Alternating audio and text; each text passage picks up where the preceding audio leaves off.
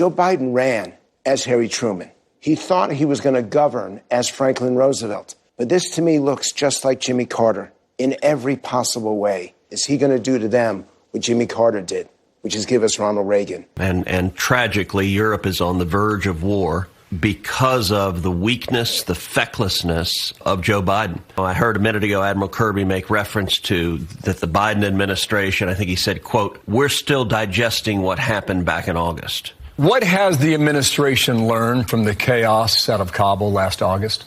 Well, we're still digesting what happened in August, Bill. I suspect your question is trying to, get at sort of anything we learned from August that we're trying to apply now. They are two very different circumstances, Bill, and there's not a lot of parallel between what we're seeing now in Ukraine and what we saw in Afghanistan. We were hard-earned wages. I can't go to the grocery store without complaining about the price of eggs and bacon. I mean, a pound of bacon is almost $9. Jesus. I mean, that's it for me and bacon. I never thought I would give it up. Joe Biden's surrender and disastrous retreat from Afghanistan is the worst military catastrophe for the United States in decades.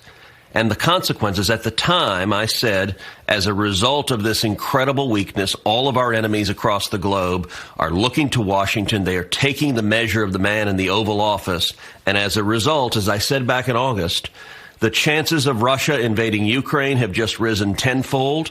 The chances of China invading Taiwan have just risen tenfold. We're seeing the first of those two shoes dropping today. They were spying on a sitting president. That is, you and I both remember when President Trump said the Democrats are spying on me.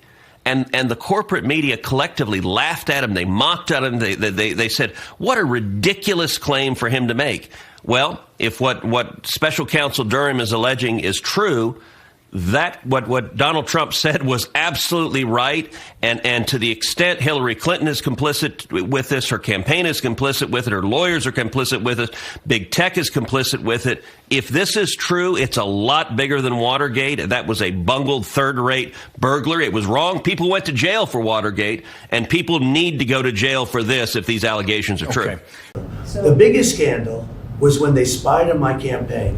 They spied on my campaign. There's no real evidence of that. Of course there is. No. It's all over the place.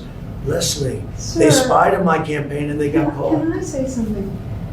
This is 60 Minutes, and we can't put on things we can't verify. You won't put it on because it's bad for Biden. We can't put on things we can't verify. Leslie, they spied on my campaign. We can't verify. It's been totally verified. No. It's been, just go down and get the papers. They spied on my campaign, they got caught. No. And then they went much further than that, and they got caught.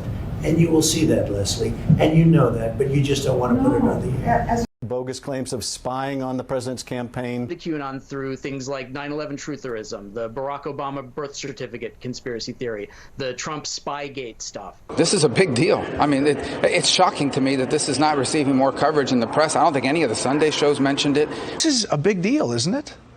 Well, again, and I will sort of reverse Rubio. Let's see. I mean, I don't know. I mean, this is alleged.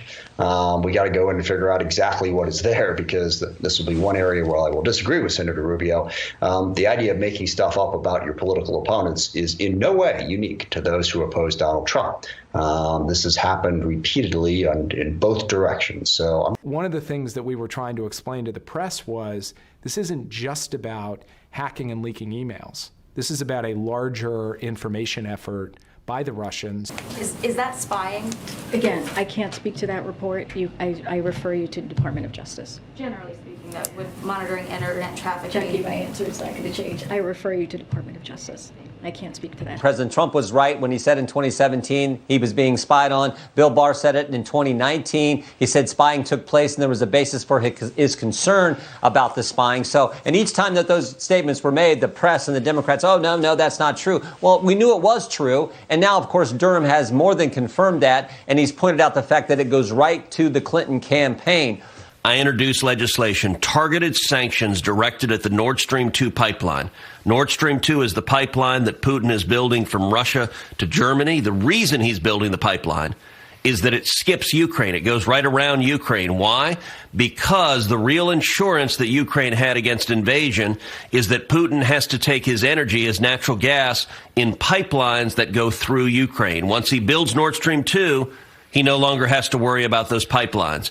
In 2019, I authored sanctions, bipartisan sanctions in Congress. They passed with overwhelming bipartisan majorities. President Trump signed my sanctions legislation into law, and Putin stopped building the pipeline the day President Trump signed those sanctions. That pipeline was dead for over a year until Joe Biden became president, and Putin began building that pipeline again on January 24th, 2021, 4 days after Biden was sworn into office. Why? Because he knew what was going to happen, which was that Joe Biden formally waived sanctions on Russia, on Putin, and gave the green light to build Nord Stream 2. That is why we have over 100,000 troops and Russian tanks on the border of Ukraine preparing to invade. That's why we're on the brink of war in Europe.